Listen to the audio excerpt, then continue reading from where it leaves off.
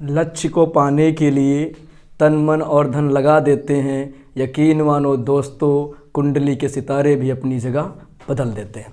चलिए बेटा, मैं हार्दिक यादव आपका आपके YouTube चैनल संस क्लासेस में ढेर सारा स्वागत एवं अभिनंदन करते हैं। क्लास 12 का फर्स्ट चैप्टर पढ़ रहे थे, लेक्चर बेटा 3 है। ठीक है, कल हमने पढ़ लिया था जनन के प्रकार। ठीक है, जनन कितने प्रकार के होते हैं तो बताया था बेटा, जनन मुख्यतः 2 प्रकार के होते हैं। ठीक, जनन का अर्थ मैंने आपको बेसिकली समझा दिया था, जनन क्यों जरूरी मैंने ये भी समझा दिया था ना। अपने जीव अपने वंश के अस्तित्व बनाए रखने के लिए क्या करते हैं, जीव जनन करते हैं। बेटा आज पढ़ेंगे, मैंने कहा था कल के लेक्चर में बोला था लैंगिक तथा अलैंगिक जनन में अंतर क्या होता है बेटा। ठीक है, और एक्चुअली बात जो बेटा अंतर है वही क्या है, विशेषता है। ठीक, एनसीईआरटी ने लिख दिया है कि जो अंतर है बेटा वही विशेषता है। ठीक है, पहली बात, अगर आपने क्लास को ढंग से लिया होगा कल तो बेटा आप पहली बात बताओ कि पहला अंतर क्या है, किसमें, लैंगिक तथा अलैंगिक जनन में। तो आपका जवाब आएगा सर पहला अंतर जो है लैंगिक जनन तथा अलैंगिक जनन में, कि लैंगिक जनन में ठीक संतान उत्पन्न करने के लिए, लैंगिक जनन में संतान को उत्पन्न करने के लिए, ठीक बेटा, लैंगिक जनन में संतान को उत्पन्न करने के लिए कितने जनकों की आवश्यकता होती बेटा, तो जवाब आएगा सर 2 जनकों की आवश्यकता होती। कितने जनकों की, इसमें 2 जनकों की आवश्यकता होती है, 2 जनकों की आवश्यकता होती है। ठीक, चलिए बेटा, क्या अलैंगिक जनन में संतान उत्पन्न करने के लिए 2 जनक चाहिए या फिर 1 जनक चाहिए, बोलिए बेटा, 1 चाहिए फिर 2 चाहिए। तो कहोगे सर अलैंगिक जनन की वह प्रक्रिया है जिसमें संतान उत्पन्न करने के लिए सिर्फ 1 जनक की आवश्यकता होती है। यानी कि पहला अंतर क्या है, इसमें 1 जनक की आवश्यकता होती है। कितने जनक की बेटा, 1 जनक की आवश्यकता।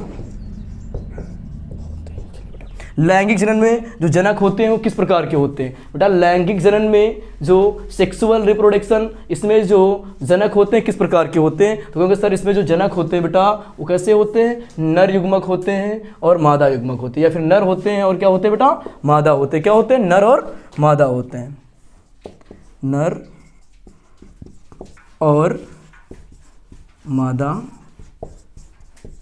होते हैं। ठीक, ये तो बात हो गई, इसमें क्या होते हैं, जो जनक होते हैं। ठीक है, तो जो नर और मादा बेटा होते हैं ये क्या बनाते हैं बेटा, नर और मादा मिलकर क्या बनाते हैं बेटा, युग्मक बनाते हैं। क्या बनाते हैं, युग्मक बनाते हैं, युग्मक बनाते हैं, युग्मक बनाते हैं।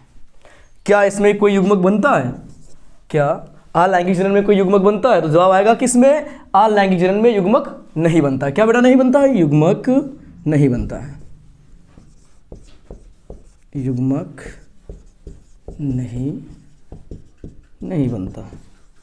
क्यों नहीं बनता है, क्योंकि इसमें क्या नहीं बेटा, इसमें 2 जनक नहीं, इसमें 1 जनक से संतान उत्पन्न करने की प्रक्रिया ही क्या है, अलैंगिक जनन है। अलैंगिक जनन में बेटा क्या 1 जनक की आवश्यकता होती है। जब जनक 1 है तो इसमें युग्मक का निर्माण नहीं होता है। अब बात करेंगे सर, जब बहुत सारे बच्चों का क्वेश्चन आता है सर युग्मक क्या है, हर जगह आपको मिलता है युग्मक क्या। फिलहाल मैंने पिछली लेक्चर में बता दिया था युग्मक क्या है। यहाँ पर समझो, जो नर है बेटा, ये जो नर है ये कौन से युग्मक का निर्माण करेगा, ये बनाएगा नर युग्मक। क्या बनाएगा, नर युग्मक। ठीक ठीक, नर युग्मक बनाएगा। ये नर युग्मक होगा क्या सर, ये नर युग्मक क्या होगा, तो मैं कहूँगा ये नर युग्मक जो होता है ये क्या बनाता है, ये नर युग्मक जो है ये शुक्राणु है। क्या है, शुक्राणु है।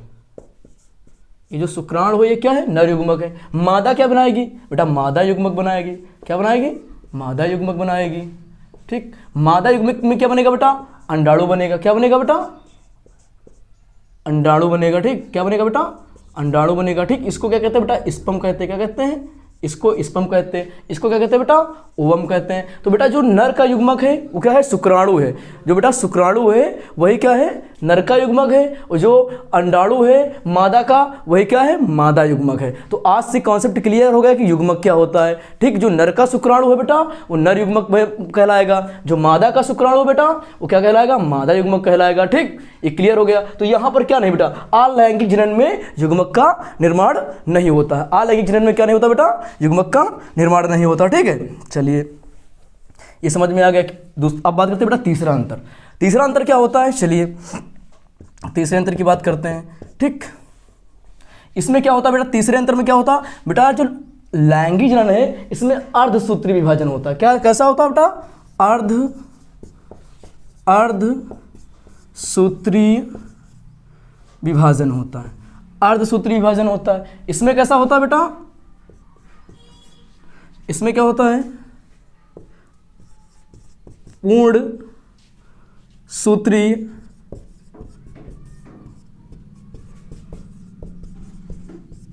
विभाजन होता है। ठीक, चलिए अर्धसूत्री विभाजन मैंने कहा नहीं, आप जब कहते हो कि मेल और फीमेल, आपको बताएं देखिए इसमें एक मेल ले लेते हैं, ठीक, किसमें, लाइन जनरल में एक ले लेते हैं फीमेल, ठीक ठीक। जैसे इसमें युग्मक बनता है तो इसमें से 23 आते हैं, है ना बेटा, ठीक, इसमें से 22 और इसमें से 22, ठीक, और इनमें से कोई एक आता 23वां जोड़ा और इसमें से कोई 30वां जोड़े में से एक आता, तो इसमें आधे आधे गुणसूत्रों का निषेचन हो रहा है कि नहीं हो रहा, आधे आधे गुणसूत्रों का निषेचन हो रहा है कि नहीं हो रहा, आधे आधे का हो रहा है ना, आधा गुणसूत्र इसमें से आया है, आधा गुणसूत्र इसमें से आया, तो इसमें क्या हो रहा है, किसमें से, आधा मेल से आया है, मतलब आधा नर युग्मक से आएगा बेटा, आधा फीमेल से आया, आधा मादा युग्मक से आएगा, और क्या बनाएगा बेटा, आपका जो युग्मक बनाएंगे वो युग्मक में आपस में मिलेंगे तो क्या होगा, संलयन होगा। तो बेटा यहाँ पर कैसा विभाजन हो रहा है, आधे आधे गुणसूत्रों का विभाजन हो रहा है, क्योंकि आधे गुणसूत्र मेल से आएंगे बेटा, आधे गुणसूत्र कहाँ से आएंगे, फीमेल से आएंगे, तो ऐसा विभाजन क्या कहलाएगा,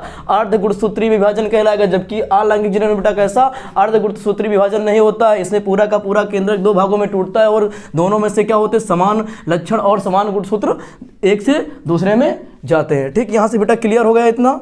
चलिए अब आगे बात करते हैं बेटा आपका हम अगले पॉइंट के बारे में। अगला अंतर क्या है बेटा, ठीक है, अगला अंतर क्या है उसके बारे में बताते हैं। चौथा, ठीक, ये इतना समझ में आया कि इसमें एक जनक की आवश्यकता होती है। ठीक, आप बताओ बेटा जो युग्मक बनेंगे, ठीक, अभी देखा नर और मादा मिलकर क्या बना रहे थे, युग्मक बनाते हैं। ठीक, इसमें युग्मक उग्मक नहीं बनता ना, इसमें गैमेट्स वैमेट्स नहीं बनते, यानी युग्मक को इंग्लिश में गैमेट्स बोलते हैं। ठीक, तो इसमें गैमेट्स का निर्माण होता है, इसमें गैमेट्स का निर्माण नहीं होता। अच्छा, आप मुझे बताओ कि जो निषेचन होता है, ठीक, निषेचन मैंने क्या बताया था, नर युग्मक तथा मादा युग्मक का आपस में संलयन करना, नर युग्मक तथा मादा युग्मक का आपस में संलयन करना बेटा, आपस में जुड़ना ही क्या कहलाता है, क्या कहलाता है बेटा, निषेचन कहलाता है। क्या कहलाता है, निषेचन कहलाता है। एक बार इसको आसान में समझे। ठीक, ये एक नर युग्मक है, ठीक, अभी फिर से कहोगे सर युग्मक नाम ले रहे हो, मैंने कहा ये नर का क्या है, शुक्राणु है, क्या बेटा, शुक्राणु है। ठीक, ये क्या बेटा, मादा युग्मक है, क्या है, मादा युग्मक है। मादा का क्या है, अंडाणु है, क्या है, मादा का अंडाणु है। ठीक, जब नर का शुक्राणु तथा मादा का शुक्राणु या कह सकते हैं नर का युग्मक और मादा का युग्मक जब आपस में जुड़ते हैं, ठीक, आपस में जुड़ते हैं, तो उस प्रक्रिया को बेटा हम निषेचन कहते हैं। क्या कहते हैं, निषेचन कहते हैं, या युग्मक संलयन कहते हैं। क्या कहते हैं, युग्मक संलयन कहते हैं। ठीक, नर तथा मादा युग्मक का आपस में जुड़ना, संलयन करना, ये प्रक्रिया क्या कहलाएगी बेटा, निषेचन कहलाएगी। जब नर युग्मक तथा मादा युग्मक मिलेंगे आपस में बेटा तो बनाएंगे युग्मनज। क्या बनाएंगे बेटा, युग्मनज बनाएंगे। ठीक, इस प्रक्रिया को बेटा हम क्या कहेंगे, निषेचन कहेंगे। क्या कहेंगे बेटा, निषेचन कहेंगे। अच्छा, अब आप खुद में जवाब दे दोगे कि सर इसमें अलैंगिक जनन में निषेचन नहीं होता है, खुद आप बोल दोगे। मैंने कहा आप संस से पढ़ते रहिए बेटा, आप खुद पे खुद बोलते जाओगे आगे क्या आने वाला। ठीक, इतना हम आपको फील करा देंगे सब्जेक्ट।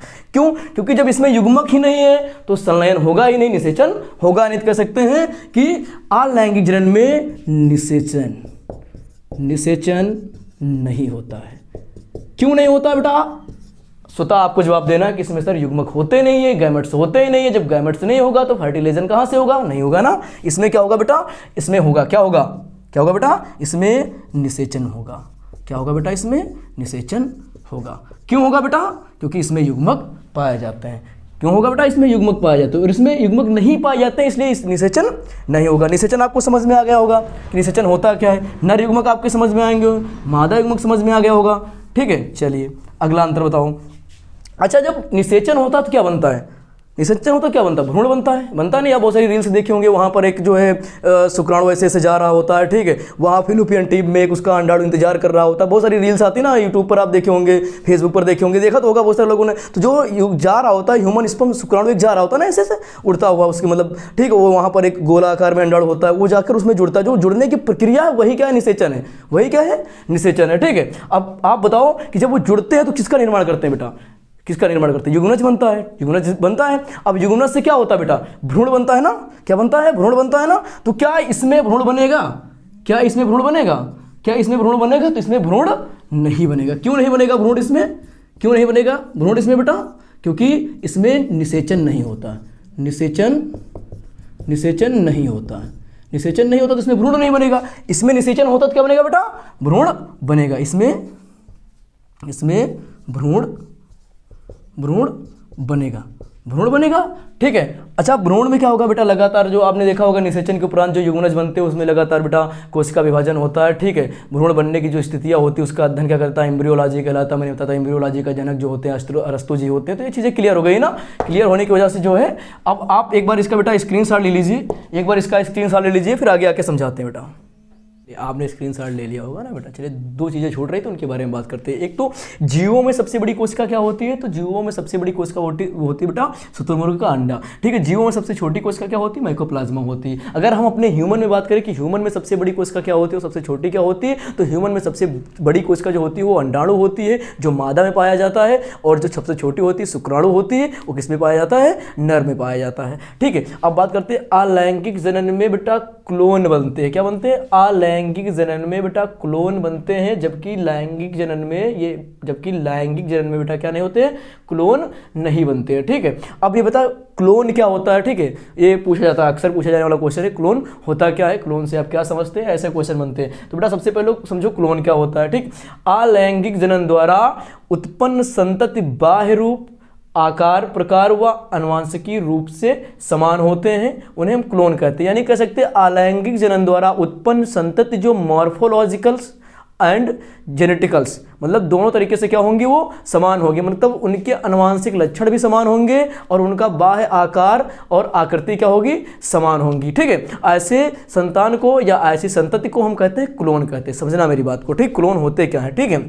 यहाँ पर समझो, ये क्या है? अमीबा है। ठीक। ये अमीबा है। ठीक। ये उसका क्या है? केंद्रक है। ठीक। केंद्रक में क्या है बेटा?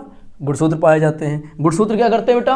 आनुवंशिक पदार्थ हैं। करते क्या हैं? किसी भी जीव के जो है आनुवंशिक लक्षणों को तय करते हैं कि उसके अंदर क्या क्या होना चाहिए, क्या नहीं होना चाहिए। ठीक। ये तय करता है कौन? गुणसूत्र तय करता है कि इसमें हाथ होना चाहिए, पैर होना चाहिए, इसका एक आकार होना चाहिए, इसके बाल लंबे होने चाहिए, इसका चेहरा जो है ऐसा होना चाहिए, इसकी स्किन का रंग ऐसा होना चाहिए, इसकी आंखों का कलर ऐसा होना चाहिए। ठीक है। ये सब कौन तय करता है? तो बेटा कहेंगे ये सब गुणसूत्र तय करते हैं किसी भी जीव के आकार, आकृति, त्वचा का रंग, ठीक है, उसकी हाइट। ये सब कहाँ से तय होता है बेटा? ये गुणसूत्र से तय होता है। कहाँ से? गुणसूत्र से तय होता है। ठीक है।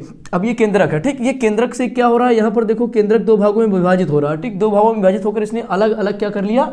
जो है जीवों का निर्माण कर लिया। ठीक है। तो देखो ये अलैंगिक जनन का उदाहरण है। ठीक। अमीबा किसका उदाहरण है? तो बेटा अलैंगिक जनन का उदाहरण है। और अलैंगिक जनन में क्या हो रहा है कि जो है यहाँ पर एक ही जनक क्यों हो सकता है? इसमें क्या हो रहा है? खुद एक केंद्रक क्या कर रहा है? यहाँ से यहाँ तक जा रहा है। यानी खुद एक केंद्रक क्या कर रहा है? दो हिस्सों में बेटा, कितने हिस्सों में बेटा? दो हिस्सों में खुद को बांट रहा है। और जो लक्षण इस केंद्रक में है, समझना मेरी बात को, जो लक्षण इस केंद्रक में है, ठीक, जो आनुवंशिकी पदार्थ इस केंद्रक में है, ठीक, वही आनुवंशिकी पदार्थ क्या हो रहा है? इस केंद्रक में दो हिस्सों में बट रहा है। वही तो बट रहा है ना। ऐसा तो नहीं हुआ कि अलग से तो कुछ नहीं आया ना, क्योंकि जो इसके अंदर लक्षण है वही लक्षण इसमें क्या हो रहा है? दो भागों में बट रहा है। ठीक। दो भागों में विभाजित हो रहा है। ठीक है। अलग अलग जाकर के उन्होंने संतति बना ली। तो क्या इसका जो रंग होगा, ठीक, इसका जो रंग होगा, ठीक, इसका जो आकार होगा, ठीक ठीक, जो भी इसका साइज होगा, आकार होगा, रंग होगा, ठीक, इसके जो भी आनुवंशिक लक्षण होंगे, ठीक, कहाँ से निर्धारित होंगे? इस केंद्रक में उपस्थित डीएनए से होंगे। ठीक है। तो अगर यही डीएनए क्या हो रहा है? दो भागों में विभाजित हो रहा है, यानी यही डीएनए बेटा दो अलग अलग हिस्सों में बट रहा है। ठीक। जब दो अलग अलग हिस्सों में बट रहा है तो जो रंग इसका होगा, ठीक, वही रंग इसका भी होगा, क्योंकि एक ही डीएनए है। ठीक। डीएनए में तो परिवर्तन नहीं हो रहा, आनुवंशिक पदार्थ नहीं बदलने की वजह से क्या हो रहा है कि दोनों के लक्षण समान होंगे। ठीक। जो रंग इसका होगा यही रंग इसका होगा, जो आकार इसका होगा वही आकार इसका होगा। जब ये आकार और आकृति अलग संतान बनाएंगी तो बेटा इसका भी क्या लक्षण बेटा समान होंगे और इसके भी लक्षण समान होंगे। यानी कि जो संतान बनेगी, समझना, क्लोन वे होते हैं जो अपने जनक के समान लक्षण प्रदर्शित करते हैं। समझना, क्लोन वे होते हैं जो अपने जनक के समान लक्षण प्रदर्शित करते हैं, यानी कि जिससे उनके जनक होंगे वैसे ही क्या होंगे? उनके संतति होंगे, क्योंकि उनके अंदर जो केंद्रक पाया जाता है वो जनक के अंदर वाला केंद्रक है जिसमें क्या है, समान लक्षण पाए जा रहे हैं, तो क्लोन उन्हें कहते हैं बेटा जिनमें क्या होते हैं, लक्षण समान पाए जाते हैं। समझ में आ गया होगा कि क्लोन जो होते हैं वे जेनेटिकल रूप से और मार्फोलॉजिकल से यानी कि आनुवांशिक रूप से और बेटा बाह्य आकार और आकृति के रूप से क्या होंगे, वे समान होंगे। ठीक, उनके लक्षण अपने जनक जैसे होंगे, कि जनक में क्या हो रहा है, एक जनक है। ठीक है, इसके केंद्रक में जो डीएनए पदार्थ है वही डीएनए पदार्थ इसमें भी है, तो जो लक्षण इसके होंगे वो लक्षण इसके होंगे। तो सीधी सी बात है, जब आनुवांशिक पदार्थ समान है तो लक्षण तो समान ही होंगे। क्यों समान होंगे, क्योंकि आनुवांशिक पदार्थ से ही क्या तय होता है, किसी भी जीव के आकार आकृति उसके आनुवांशिक पदार्थ से तय होती है। जब आनुवांशिक पदार्थ ही समान है तो बेटा क्या होंगे, उसके लक्षण समान होंगे। तो जो ऐसे लक्षण होंगे उन्हें क्लोन कहेंगे। ठीक है, क्लोन कहां पाए जाएंगे बेटा, तो सीधी सी बात है सर, क्लोन अलैंगिक जनन में ही पाए जाएंगे, क्योंकि लैंगिक जनन में तो बेटा नर और मादा होते हैं।